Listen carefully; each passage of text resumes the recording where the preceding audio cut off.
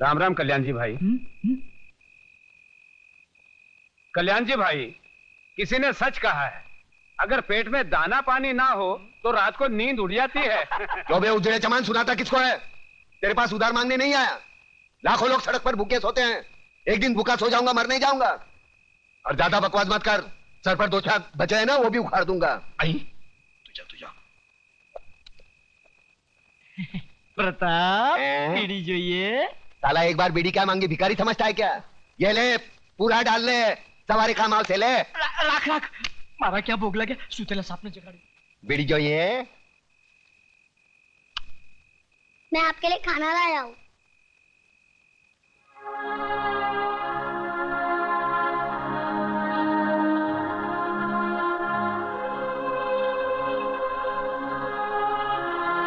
तूने खाया? माँ ने आधा खिलाया और आधा अपने हिस्से का मेरे लिए भेज दिया है ना? देख छोटू, आज तक मैंने किसी के हिस्से की भूख प्यास नहीं छीनी। जा अपने हाथों से अपने माँ को खिला, जा। एक बात पूछूं मामा? क्या कहा? मामा। वाह छोटू वाह, मैं तो रिश्तों को भूल ही गया था, तूने वापस याद दिलाया। चल पूछ, क्या पूछना है? मामा, बचपन में अगर तुमने अपनी माँ से कहानी सुनी होगी तो मुझे भी सुनाओ ना।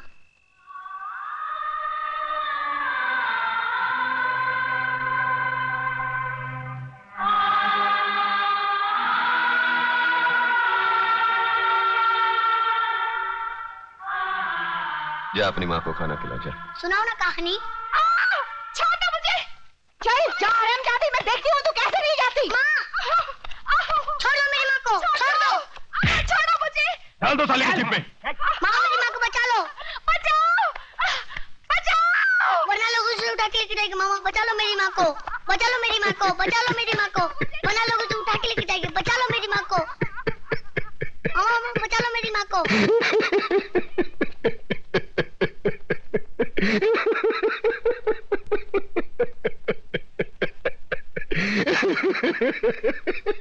अरे तू है तुझ पर सरेआम एक विधवा का अपमान हो रहा है और तू हंसकर अपना विवाद जता रहा है। मामा बचा लो मेरी माँ को। मामा, अरे ये क्या बचाएगा मुझे? ये तो एक औरत की लाचारी पर हंस रहा है। ऐसे लोगों की जहरीली हंसी से तो एक औरत को वेश्या बनने में भी शर्म नहीं आएगी। अरे चुप कर, शर्म तो तेरे को आनी चाहिए। आज बचाऊंगा, कल कौन बचाने आएगा तेरे को? औरत इसलिए नहीं कोठे पर बैठती क्योंकि वो बेबस है, इसलिए बैठती है क्योंकि वो जंग लड़ना नहीं चाहती। कुत्ते की तरह जीने की आदत पड़ी है सबको। अरे इज्जत से जीना है तो खुद लड़ना सीखो। ऊपर वाले ने हाथ दिया है, लगे फैलाने, मुंह दिया है, लगे गिड़गिड़ाने। बचाओ बचाओ, कौन आएगा? अरे दांत सिर्फ खाने चबाने के लिए नहीं है, काटो उसको। अरे वो डंडा उठा, फोड़ दे उसका सर, हम तमाशा देखेंगे। क्यों कलम वाली भाई?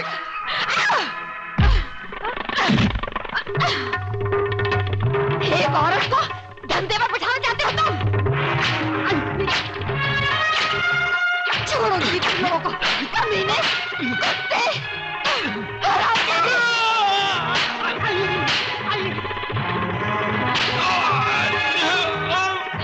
बहुत तंग किया तूने मुझे बेचना चाहती थी। मुझे छोड़ दो। अरे मुझे बहुत मारा तुझे मुझे। कल से पानी भरे तो ही जाएगी। मैं जाऊंगी। छोड़ दो मुझे। मत जाइए तू। अरे कहाँ छोड़ दो? खोल दरवाजा। देखा प्रताप, देखिए अपनी जुबान की ताकत। इन लोगों में क्रांति की ज्वाला सिर्फ तुम जगा सकते हो। अरे छोड़ना ज्वाला की बात, यहाँ बीड़ी जलाने के लिए माचिस दूसरे के पास मांगनी पड़ती है। क्रांति की बात एक होने पे तेरा बाप हूँ। चलो चलो भाई, अपने अपने घर पे जाओ, चलो। अरे कल्याण जी, इस्माइल, हाँ ये है ना साला तुम्हारी वजह से बिगड़ा ही है। मैं तेरा मुनी मुंह, लोग क्या कहेंगे? तू क्या कर रहा है वहाँ पे? आप वो साले गुंडे मोबाइलियों के साथ में नहीं तो तेरे को 2 वक्त खाने की रोटी नहीं मिलती। अरे क्या क्या बकबक कर रहा है? अरे इधर मारना नहीं, छोटा मगज होता है, आदमी मर सकता है। अरे ये चल अंदर चल, तेरी वजह से खाना नहीं खाया मैंने, चल। क्या हंस रहा है? क्या हंस रहा है? तेरा कैरेक्टर मेरी खोपड़ी में नहीं बैठता। अरे नहीं बैठे तो ना सही। तू मेरे को एक बात बता पहले। क्या? मेरे पैसे से तुम लोग दोनों आंकड़ा खेलते हो? ना, हैं? ना, ना। हैं? मटका बटका तो नहीं ना। खेलते हो ना? ना। दारू बारू पीते हो? बीड़ी की बात आती है, मुंह बंद कर। बेटे रंडीबाजी तो नहीं करते हो ना? अरे कलम अली भाई, एक बच्चे के साथ कैसी गंदी बात करता है? ऐसी गंदी चीज नहीं करना बेटे। तो फिर मेरी लक्ष्मी को क्या तुमने फिल्म लाइन में डाला है? कंफर्म करोड़, 1 करोड़। चल खाना खा के गाना गाते। तुम मेरी इकलौती बेटी हो ममता, सो मुझे मालूम है कि अगर तुमने कोई लड़का चुना है तो जरूर वो कोई हीरा होगा। वो कोई बिजनेस मैग्नेट है या इंडस्ट्रियलिस्ट? नहीं डैडी, इनमें से कोई नहीं है। तो फिर जरूर वो किसी बड़े अफसर का बेटा होगा, या इनकम टैक्स ऑफिसर का, या कस्टम कलेक्टर का, या फिर पुलिस कमिश्नर का, या मेजर जनरल का। इनमें से भी किसी का बेटा नहीं है वो। अरे वाह, तो फिर जरूर वो किसी मंत्री, डॉक्टर या इंजीनियर का बेटा होगा। हाँ? तो फिर किसकी औलाद है वो? कोई गरीब घराने का है या किसी झोपड़पट्टी में रहता है वो? हाँ। क्या मतलब? शहर के मशहूर बिल्डर योगराज की इकलौती बेटी दुल्हन बनकर झोपड़पट्टी में जाएगी? बिल्कुल नहीं, नामुमकिन। डैडी, आपने लक्ष्मी नगर का नाम तो सुना होगा? सुना है। शहर के बीचों बीच एक सड़ी हुई झोपड़पट्टी है, वही रहता है ना वो। हाँ। लक्ष्मी नगर का नाम तो ऐसे ले रही है जैसे शहर के सारे रईस वही रहते हो। डैडी, वो लक्ष्मी नगर के मालिक लक्ष्मीदास जी का बेटा है। क्या क्या? अपने लच्छू का बेटा है वो? लेकिन तू तो कह रही थी झोपड़पट्टी में रहता है वो। अरे बेटी, वो लक्ष्मी नगर का मालिक है, मालिक। वाह बेटी, मैं तुम्हारी पसंद की दाद देता हूँ। यूं समझ लो तुम्हारी शादी पक्की। मैं कल ही जाकर लच्छू से बात करता हूँ। अब तो तुम खुश हो? Thank you daddy, thanks.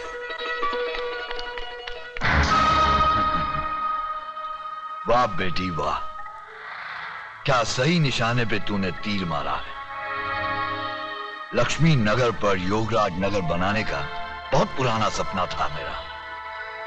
आज तेरी वजह से वो सपना पूरा होते हुए नजर आ रहा है मुझे। लच्छू योगू, अरे योगू मेरे यार।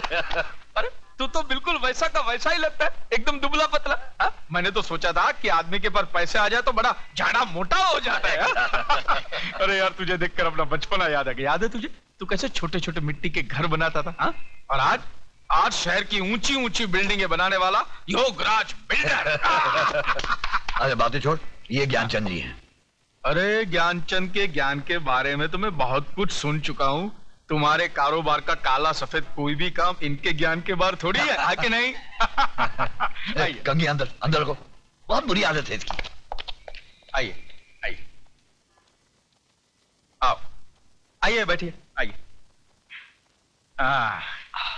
हाँ तो भाई साहब बोलिए, क्या पियेंगे, गरम ठंडा? कुछ नहीं, मैं ओवल्टीन पीऊंगा। नहीं, वो घर में नहीं है। ये एक और बुरी आदत है इसकी। देख लच्छू, हाँ। तू तो मुझे बचपन से जानता है, मैं घुमा फिरा के बात नहीं करता। बराबर। देख, तेरा एक बेटा है, हाँ। मेरी एक बेटी है। हाँ। जो कुछ भी तेरा है वो मेरा है, और जो कुछ भी मेरा है वो समझ ले तेरा है। यानी तेरा जो कुछ भी है वो मेरा है? हाँ। वो कैसे? सीधी सी बात है लच्छू, मेरा सारा माल मेरी बेटी का, मेरा मतलब है शादी के बाद तो दामाद का ही हो जाएगा ना। देख भैया, ये तो लेन देन की बात करेगा तो तेरी मेरी नहीं जमेगी। ये लो। इसलिए मैंने अपने बेटे को पहले से ही घर के बाहर भेज दिया है। अरे यार, तेरी बेटी मेरी बेटी जैसी है, एक साड़ी में विदा कर देना, मुझे दहेज में फूटी कौड़ी भी नहीं चाहिए, समझा? वाह। नहीं। और दिन रात एक करके जो मैंने दुनिया भर की दौलत कमाई है वो किसके लिए? मुझे नहीं मांग। देख, मैंने तो फैसला कर लिया है, 1 करोड़ नगद मैं ममता को दूंगा ही। 1 करोड़ नगद? 40-50 लाख रुपए के गहने हैं, और फिर एक छोटा सा बंगला 3 करोड़ का। ये सब मैंने अपने बेटी के नाम कर दिया है। 40-50 के गहने मतलब 1.5 करोड़, और 3 का बंगला 4.5 करोड़। बाकी उसके बैंक के खाते में कुछ 2-3 करोड़ रुपए तो जमा है ही। अब बाप बनकर मैं उस पर नजर थोड़ी ना रख सकता हूं। 3 करोड़ का तो बैंक बैलेंस 7.5 करोड़। अब जिंदगी भर दूसरे लोगों की शादी पर पैसा मैंने बांटा, हाँ। अब अपनी बेटी की शादी पर वो लोग पैसा देंगे ही ना। हाँ हाँ, क्यों नहीं देंगे? यूं समझ ले कुछ 40-50 लाख रुपए तो हो ही जाएंगे। 40-50 की बख्शिश यानी 7.5 और 50, 8 करोड़ की लक्ष्मी। देख, अब तू ना करके दोनों प्यार करने वालों का दिल मत तोड़ देना। अरे मैं कैसे ना कह दूं भैया, लेकिन हाँ यार, ना का फैसला तो तेरी मर्जी से ही होगा ना। मैं तो अपनी बच्ची के लिए कुछ भी कर सकता। वाह योगराज वाह, क्या चाल चली है। हम तो समझा था कि राजनीति में नेताओं को भगवान भी मात नहीं दे सकता, मगर तुम तो नेताओं से भी आगे निकल गया। क्या चाल चली है, हैं? मैंने तो अपनी चाल चल दी है, मगर सारे पत्ते जो हैं वो अब आपके हाथ में हैं। आप चाहें तो उस लक्ष्मीदास स्टेट पर योगराज नगर यूं बन सकता है। अरे बन सकता है क्या योगराज, समझो कि बन गया। क्यों चंद्रू? अरे तुम्हारा दिमाग खराब हो गया देशमुख। अरे वहां कोई क्रिकेट का खाली मैदान है जो तुम उधर जाके बिल्डिंग बना लेगा? गिरे, अरे हमारा तो समझ में नहीं आता है कि तुमको इस राज्य का मंत्री पद कैसे मिला। 40 साल से बसा लोगों को हटाएगा कैसे? अरे भाई, 40 साल से जो काम नहीं हुआ वो 40 मिनट में कर देगा। झगड़ा तो मत करो तुम लोग। नहीं चतुर जी, नहीं, अभी नहीं, प्लीज। इलेक्शन सर पर है अभी, और वो इलाका मेरा वोट बैंक है। आपको जो कुछ भी करना है इलेक्शन के बाद कीजिएगा, प्लीज। ए ना चल बे, ए ना चल बे। अरे ऐसा लफड़ा तो इलेक्शन में होता ही रहता है। अरे काम करेगा दादा, नहीं समझा? अरे तुम हमको बदनाम करो, हम तुमको बदनाम करता है। हा? हा? अरे बरसों से जो हम जैसा देशभक्त नेता लोग करता आया है। रहा दंगा फसद का बात, दंगा फसद के मामले में दादा का हाथ पूरा हिंदुस्तान में कोई नहीं पकड़ सकता है। बस बस, बहुत तारीफ हो गया, अभी आगे बोलो, करना क्या है? अरे इलेक्शन का 2-4 मीटिंग के बाद एक जोरदार धमाका। भाइयों और बहनों, आजादी के बाद कितने इलेक्शन आए और गए, कितने नेता आए और भाषण दे देकर चले गए, लेकिन इस बार हमने दोनों पक्ष के नेताओं को एक ही साथ बुलाकर आपके सामने खड़े कर दिए हैं। तो लीजिए, ये हैं जनता जागृति दल के नेता श्री बब्बन राव देशमुख, और इनकी निशानी है डूबती नैया। इसलिए ये हमारे देश की डूबती नैया को बचाने आए हैं। बजाओ ताली। सुनो सुनो, ये है क्रांति दल के क्रांतिकारी नेता श्री चंद्रसेन आजाद। इनकी निशानी है जली हुई रोटी। इनका दावा है कि देश के हर भूखे नंगे को रोटी खिलाएंगे और खुद भी दबाकर खाएंगे। बजाओ ताली। बंधुओं आणि भगनीनों, भाइयों और बहनों, पिछले कई वर्षों से आप लोग हमें जिताते आए और हम भी जीतते आए, और आप लोग ये अच्छी तरह जानते हैं कि बदले में हमने आप लोगों को क्या क्या नहीं दिया। अरे ये सब झूठ बोलता है, सब झूठ बोलता है। अरे ये लोग ऐसा बोलता है जैसे टेप किया हुआ कैसेट। मगर आज आप इन लोगों का बातों में नहीं आने का।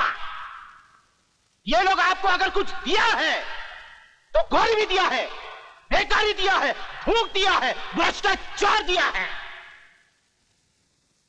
ये ना चलबे, ये सरकार ना चलबे। ये क्रांति दल के लोगों की दोगली बातें सुन सुन के मेरा खून खौलने लगा है।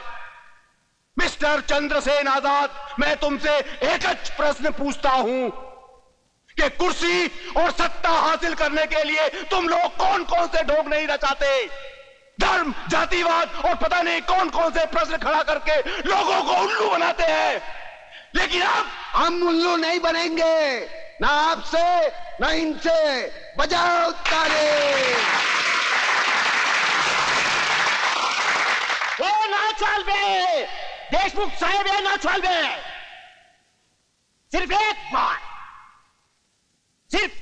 बार इस देश का सत्ता का लोगम हमारा हाथ में दो, और फिर हमको इस देश का सेवा करने का मौका दो। और हमारी सेवा करते करते ये ऐसा मेवा खाएंगे, ऐसा मेवा खाएंगे कि देश की खटिया खड़ी हो जाएगी।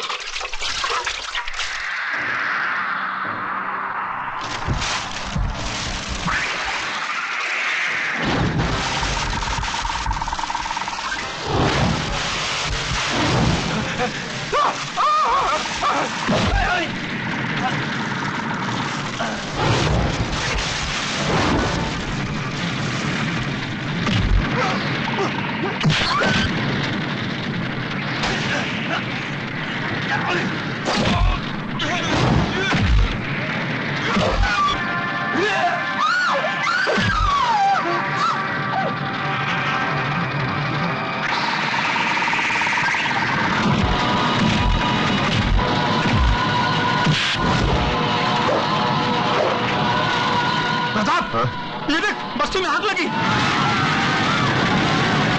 प्रताप, क्या हुआ? लक्ष्मीदास जी, उन्होंने मेरी बीवी को काट डाला। किसने? वो देख के भड़के हैं, हिंदू मुसलमान एक दूसरे को काट रहे हैं। मुझे जल्दी चलो लक्ष्मीदास जी, जल्दी चलो, या अल्लाह रहम करे।